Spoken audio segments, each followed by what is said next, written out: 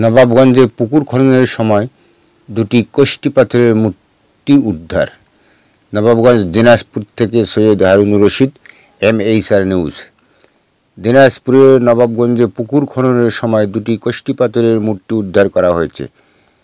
মঙ্গলবার 8 এপ্রিল সকাল 10টায় উপজেলার মামুদপুর ইউনিয়নের হরিনাথপুর উত্তরপাড়া এলাকা থেকে এ মূর্তি দুটি উদ্ধার করা হয়েছে।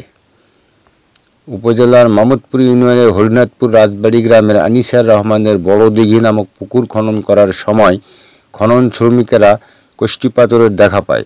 বিষয়টি জানাজানি হলে স্থানীয়রা উপজেলা প্রশাসনকে খবর দেন।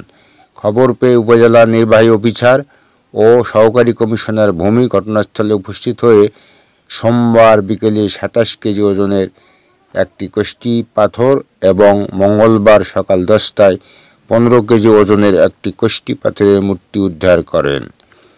উপজেলা নির্বাহী অফিসার আশরাফুল হক বলেন, উপজেলার হরিনাথপুরে আনিসার রহমানের পুকুর খননের সময় কষ্টি পাথরের মূর্তি দেখতে পান শ্রমিকেরা।